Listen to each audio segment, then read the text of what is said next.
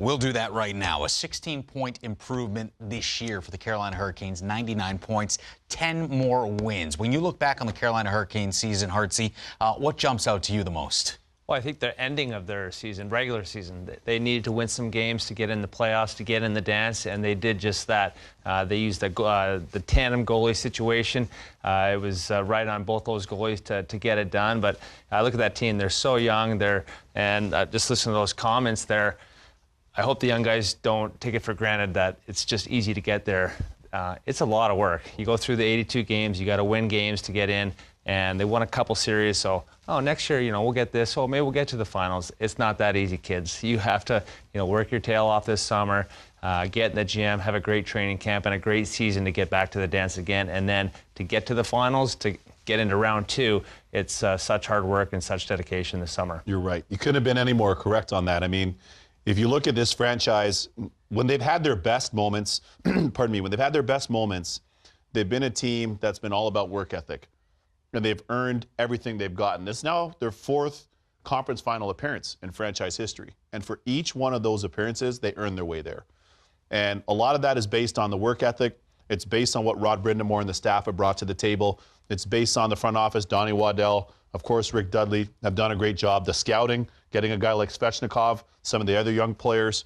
And they've really had to punch above their weight, so to speak. They shocked the world this year. Yeah. And I remember saying early in the year that they were disruptors, but they shocked the world. Oh, yeah. And you're absolutely right. Now, on a go-forward basis, they've got to remember all the things that they did to help them get to this point and turn that dial another 2 or 3 notches. Great year for them. The storm surge, the bunch of jerks, yes. You name it. They made hockey fun. Totally. It put hockey back on the map there in Carolina. You were there for some of the earlier years. They won the Cup in 06, of course. How do they make sure that this stays this time around? They continue this momentum and take that next step. See, you look at what Roddy and the coaches were preaching, and now you got results. Now you got the results because you did those things, and you got the results as a result of that, directly and indirectly. So now going forward, you say, all right, this was our recipe. We need to stay true to that, but we need to do more. We need to add more. We need to pay the price a little bit more. We need to be in even better shape. We need to practice a little bit harder.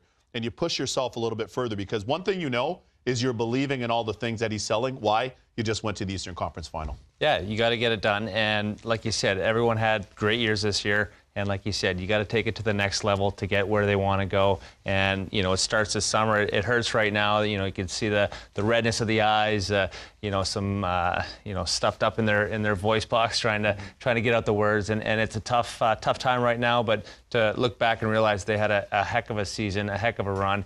And, looking forward, they got a bright future down there in Carolina. It was fun to see the synergy between the fan base and the players, and it kind of evolved as the season went along, and we got our final picture of that tonight as it clearly did not play out the way they had hoped, but Justin Williams and company saluting the crowd one final time this season, and we see in Hartsey, you guys said it, 2 minutes left in this game. Look, the crowd knew it was over, but they stood up and they cheered like it was Game 7 and their team was going to the Stanley Cup Final. Yeah, I mean, it's been a long time for the Caniacs down there, and when you're going good and you give them a reason to come out, they're going to come out in droves. They got behind this team early. As the team got better, even more people got behind them.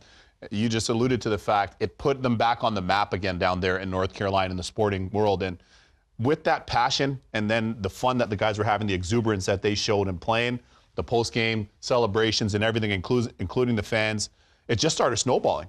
And they just continued to build and build. And the momentum brought them to where they were. But I love that gesture tonight, Hearts. I thought the fans saluting them the way they did and their efforts on the season, this was a team effort from everybody in that dressing room.